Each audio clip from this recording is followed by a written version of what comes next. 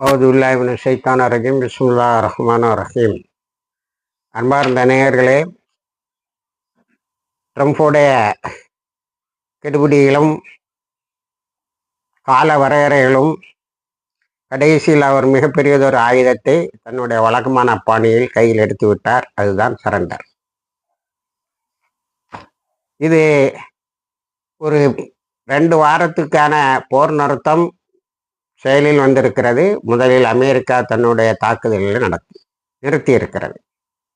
இப்பொழுது நாம் அந்த எந்த நிபந்தனையின் கீழ் அமெரிக்கா இந்த தாக்குதலை நிறுத்தி இருக்கிறது அல்லது 2 வார போர் நிறுத்தத்தை ஒத்துக்கொண்டிருக்கிறது என்பதற்கு வருவதற்கு முன்னால், அங்கே அமெரிக்காவில் நடந்த சில நிகழ்வுகள், இஸ்ரேலில் நடந்த சில நிகழ்வுகள். நேற்று மாலை இஸ்ரேல் ஒரு 12 மணி நேரம் லல், அதாவது தாக்குதல் இல்லாத ஒரு நேரத்தை அறிவித்தது. அது கேட்டதுக்கு ஹைஃபாவில் நிறைய பேர் இறந்து போய்விட்டார்கள், அவர்களுடைய உடல்களை நல்லடக்கம் செய்ய வேண்டியது இருக்கிறது என்று. இதுவரைக்கும் நிறையவே இறந்திருக்கிறார்கள். நேற்று இஸ்ரேலிய மீடியா போட்ட தகவலின்படியே 7100. இந்த ஈரான் வார் தொடங்கி 39வது நாள் வரைக்கும், இன்று 39வது நாள், நமது கணக்கில் 40வது நாள் என வைத்துக் கொள்ளலாம். ஏன் திடீரென்று அவர்கள் தங்களுடைய தாக்குதலை ஒரு லல், அதாவது ஒரு இடைவெளி அல்லது ஒரு ஓய்வு கொடுக்க வேண்டும் என்பதை பார்த்தால், லிட்டானி ரிவர் என்று சொல்லக்கூடிய, நான் அந்த ஆட்டை பற்றி சொல்லியிருக்கிறேன், அதை கடந்து விட்டால் இஸ்ரேலுக்கு பாதுகாப்பு இல்லை. ஹிஸ்புல்லா படையினர் நேற்று 2 ஆம்புஷுக்கு பிறகு ரொம்ப தூரத்துக்கு உள்ள வந்துட்டாங்க. ஏற்கனவே கலீலி போன்ற இடங்கள் அவருடைய கைகளில் இருக்கிறது, அது வேறு.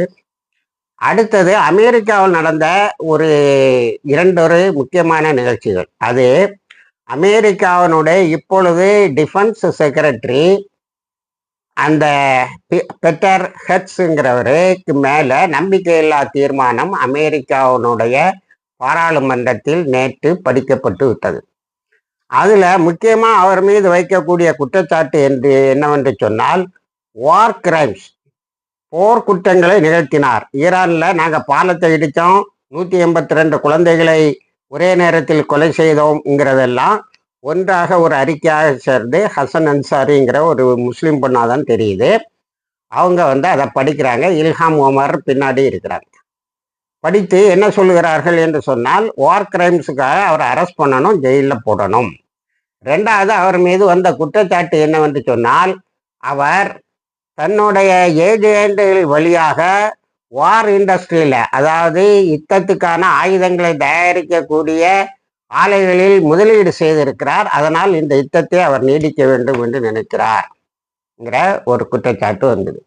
அடுத்தது, ட்ரம்புடைய மருமகன் ஹுசார் வளைகுடா நாடுகளில் $110 மில்லியன் பெர் மந்த் வசூலிச்சுட்டு இருக்கான் பல்வேறு காரணங்களாலும். அதனாலே இந்த யுத்தத்தை இவர்கள் நீட்டிப்பார்கள், அந்த வசூல் வந்து கொண்டு இருப்பதால் 2வது டாக்குமெண்ட் பண்ணி கொடுத்துட்டாங்க. இப்போ இந்த நெருக்கடியில பென்டகன்ட்ட இந்த 48 மணி நேரம் முடிந்தவுடன், பென்டகனுங்கிறது அமெரிக்காவினுடைய இராணுவ தலைமையகம், இந்த 48 மணி நேரம் முடிந்தவுடன் ஈரானுடன் என்னென்ன தாக்குதலை நடத்தலான்னு ஒரு வார் திட்டத்தை ட்ரம்ப் ரொம்ப அட்வான்ஸாகவே கேட்டிருக்கேன். அதாவது வெளியில நமக்கு பெரிய சவுடால் மாதிரி தெரிஞ்சாலும் உள்ளுக்குள்ளால ஒரு பெரிய ப்ரிப்பரேஷன் நடந்திருக்கு.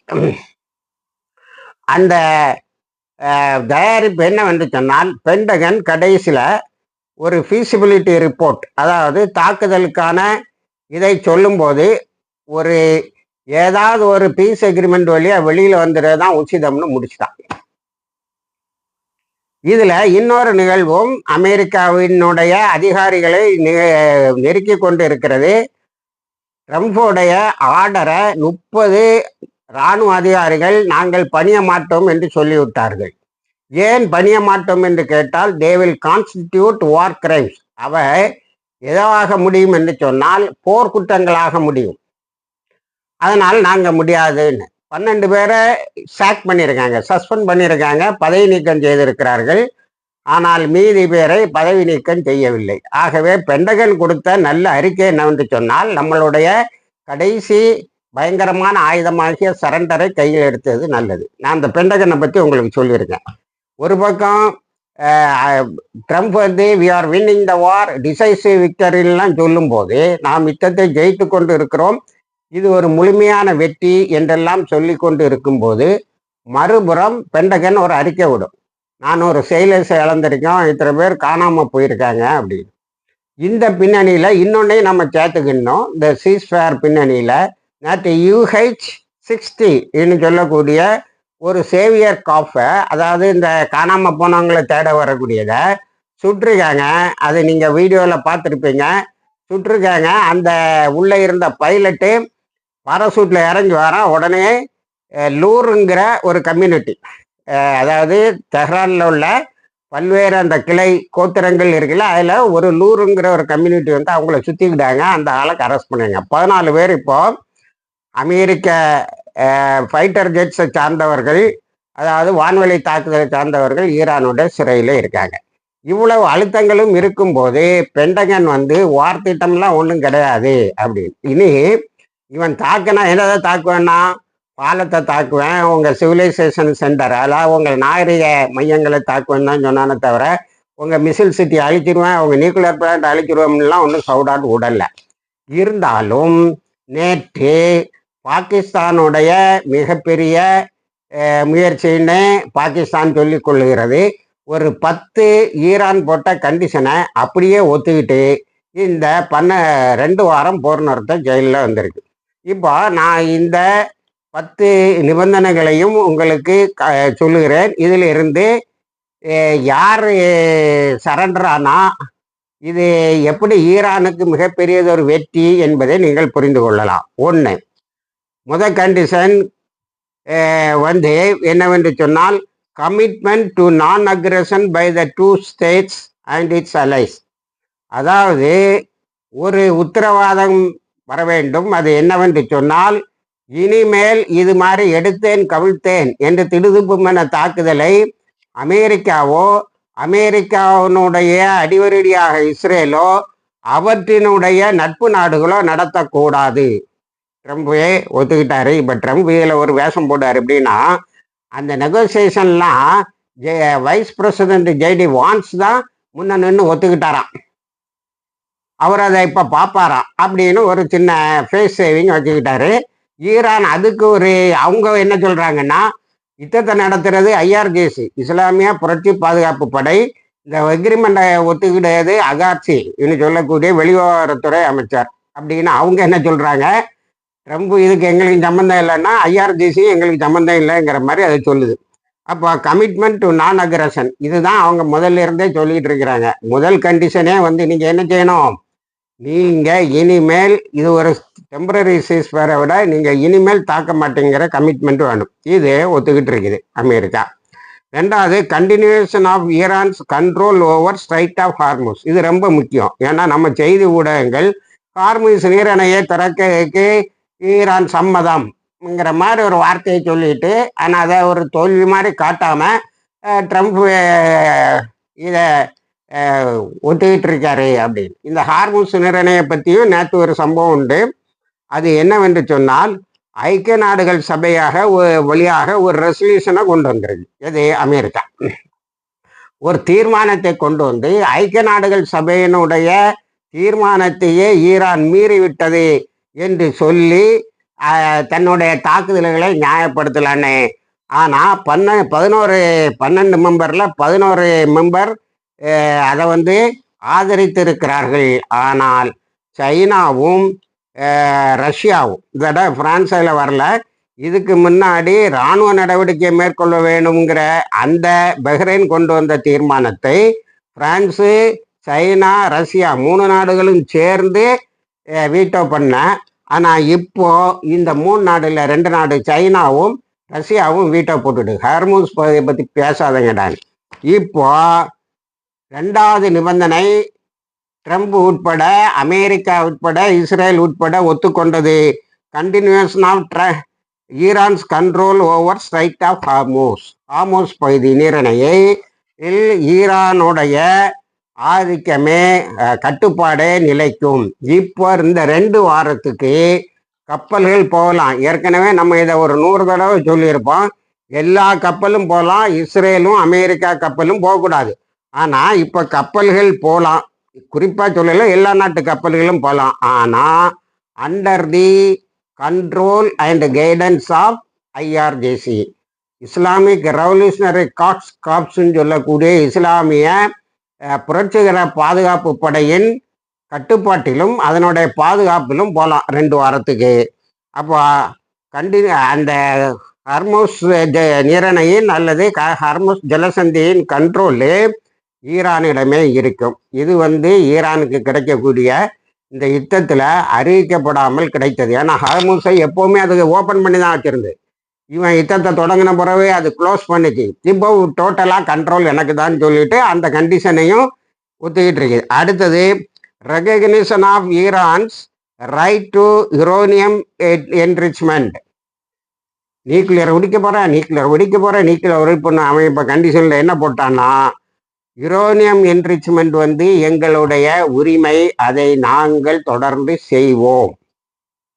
அப்போ யுரேனியம் என்ரிச்மெண்ட்டுன்னு நம்ம வரும்போது, யுரேனியத்தை செறிவூட்டுதல்ங்கிறது வரும்போது, நாங்கள் அணு ஆயுதத்தை தயாரிக்க மாட்டோம், இது நீ சொல்லுனதுனால அல்ல, எங்களுடைய இஸ்லாமிய நாம்ஸ் அதை தடுத்திருக்கனால எங்கள் சுப்ரீம் லீடர்கள் அதுக்கு மேலே போட்ட தடையை நீக்காதனால நாங்கள் ஆர்ம்ஸ் தயாரிக்க மாட்டோம், அதையும் தெளிவாக்கிட்டாங்க.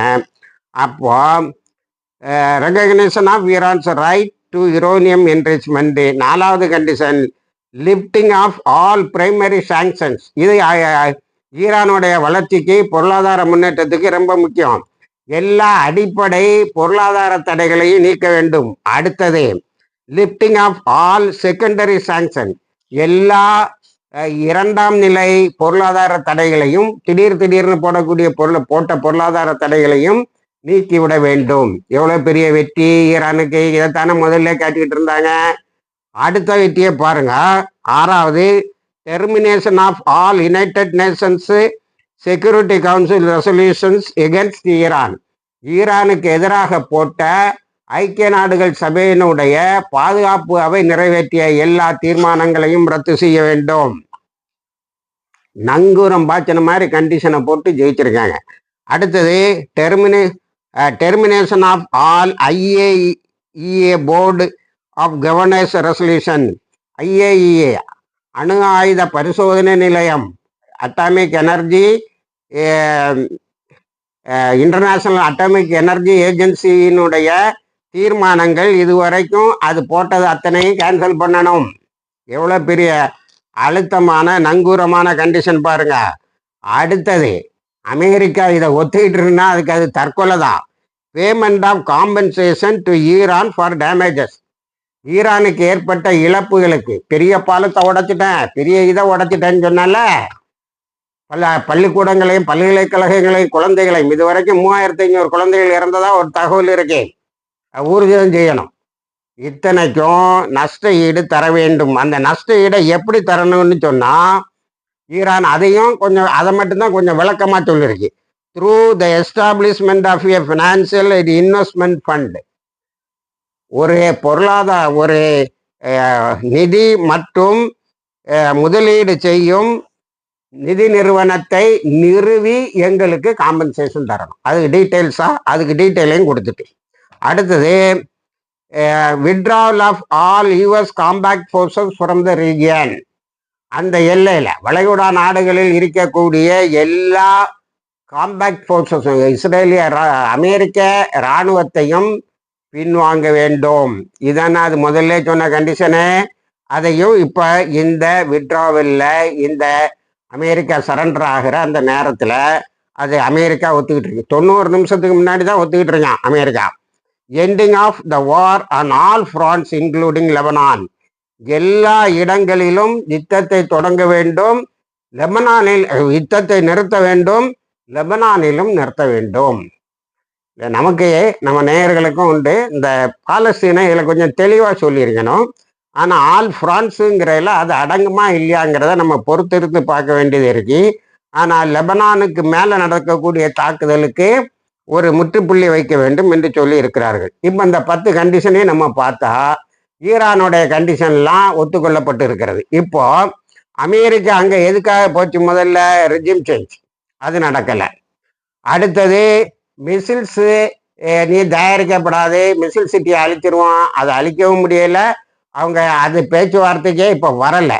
அடுத்தது நியூக்ளியர் இதில் அதாவது அணு ஆயுத உற்பத்தி அல்லது யுரேனியம் என்ரிச்மெண்ட், இது ஒன்று தான் ஈரானுக்கு இப்போ கவலை. எனக்கு தெரிஞ்ச அவங்கள்ட்ட அணு ஆயுதம் இருக்கு. அதனால தான் நேற்று அவன் 48 மணி நேரம் சிவிலைசேஷன் அழிச்சிருவான், அதை அழிச்சிரும், இதை அழிச்சிரும். இதை அப்படியே அதாவது ட்ரம்ப்போட இந்த அறிவிப்பு இருக்குல்ல, ஒரு நாகரிகம் அழிக்கப்பட்டு விடும், ஒரு நாடு அழிக்கப்பட்டு விடும், இதெல்லாம் இது வியட்நாம்லையும் சொல்லியிருங்க. அது நேற்று நிறைய இராணுவ நோக்கர்கள் இதே வார்த்தைன்றா தான் அங்கே சொன்ன. கடைசியில் என்ன செய்ய, நீ விட்ராவல் பண்ண அப்படின்னு.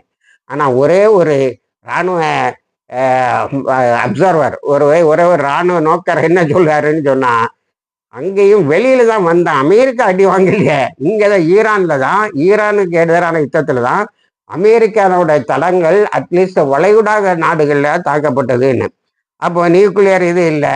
ஆனால் இப்போ கடைசியில் எல்லாத்தையும் விட்டுட்டு ஹர்மூஸுக்கு வந்துட்டான். ஹர்மூஸை திறந்தா போரும், திறப்பியா திறக்க மாட்டியா, அதுவும் ஐக்கிய நாடுகள் சபையில் தீர்மானம் தோத்து போச்சு, வீட்டோ பவரை போட்டாங்க. இப்போ continuation of Iran's control over strait of Hormuz நிரந்தரமாக எங்கள் கட்டுப்பாட்டில் இருக்கும். 200 மில்லியனை விட்டு 2 மில்லியன் டாலரை நீங்கள் கட்டிட்டு போகலாம். இந்த 14 நாளைக்கும் இஸ்ரேலு அமெரிக்கா கப்பல் கூட போகும் போல தெரியாது, ஸ்பெசிஃபிக்காக சொல்லலை. ஆனால் ஐஆர்ஜிஎஸனோட கண்ட்ரோலில் நீங்களும் போய்க்கலாம்ங்கிற மாதிரி தான் எனக்கு அது படுது. அதனால ஸ்பெசிஃபிக்காக இல்லை. ஆனால் மற்ற நாடுகளுக்கு ஏற்கனவே தடை இல்லை என்பதை வைத்து பார்க்கும்போது இந்த அலவன்ஸு அமெரிக்காவுக்காகத்தான் இருக்க வேண்டும். அடுத்தது இஸ்ரேல் மீடியா இதை எப்படி பார்க்குன்னா, ஐயோ ஈரானுடைய மிகப்பெரிய வெற்றி, அமெரிக்காவுடைய மிகப்பெரிய தோல்வின்னு சொல்லுது.